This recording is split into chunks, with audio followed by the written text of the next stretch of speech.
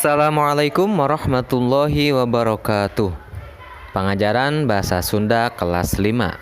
Saacana urang diajar, hayu urang sami-sami ngaoskeun basmalah. Bismillahirrahmanirrahim. Poe ayeuna urang diajar nyieun kalimah ngagunakeun babasan. Mangga dibuka buku Bahasa Sundana halaman 41. Ya. Jadi babasan itu ya merupakan kalimah bahasa Sunda yang biasa dibangun dengan dua kecap. Ya, dua kecap itu dua arti ya. Dua arti yang mengandung arti yang baru. Jadi artinya baru ketika dua kecap atau dua kalimah itu disandingkan mempunyai arti yang baru. Contoh, amis budi.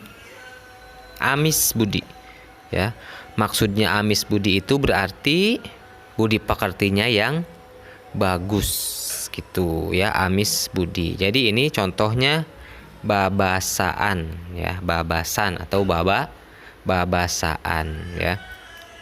Babasaan yang kemarin kita sudah temukan di pupuh yang kemarin ada contohnya itu amis budi ya, amis budi.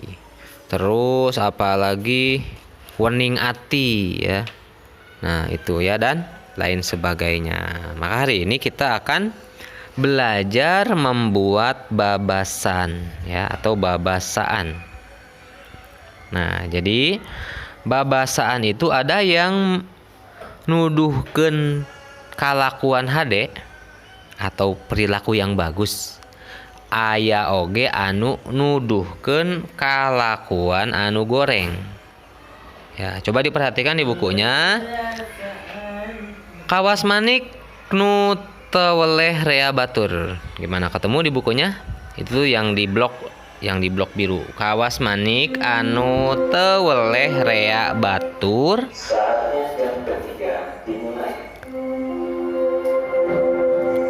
Boga amis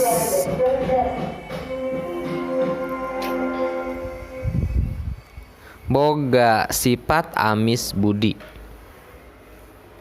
Nah, membuat kalimatnya contohnya ari jadi jalma kudu amis budi sangkan dipikaresep ku batur.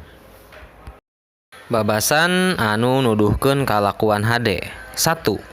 Yuni kembang. Artina yuni kembang teh nyaeta jalma anu pikaresepeun batur sebab hade kalakuanana.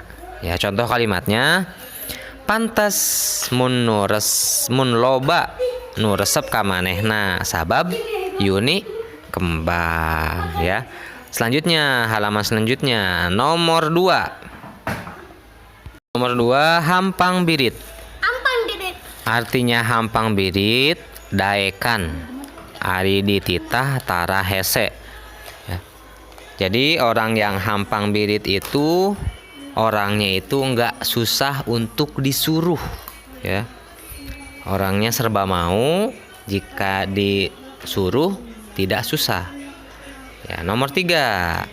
Bodo alewoh. Artinya bodo alewoh ngarasa diri kurang kanyaho tapi daek tatanya. Artinya merasa diri kurang tahu tapi tidak malu bertanya ya. Jadi sering bertanya-tanya karena apa? Karena merasa dirinya kurang tahu ya. Nomor 4 wening ati. Artinya bersih hati, hade hate, tara ngunek-ngunek, tara hasud. Jadi bersih hati, bagus hati, nggak pernah ngunek-ngunek, nggak pernah hasud. Nomor kalimana handap asor. Maksudna handap asor nyaeta sopan. Ngahargaan batur artinya sopan dan menghargai orang lain ya. Jadi nanti dari nomor 2 sampai nomor 5 silahkan membuat kalimat yang mengandung hampang birit, bodo alewo, wening ati, dan handap asor ya. Jadi itu di kalimahnya harus tercantum atau tertulis ya. Jadi membuat kalimah dari kata dasar tersebut ya dengan menggunakan bahasa Sunda ya. Silahkan dikerjakan di buku paketnya. Jika ada pertanyaan, silahkan jangan sungkan hubungi Bapak. Terima kasih. Wassalamualaikum warahmatullahi wabarakatuh.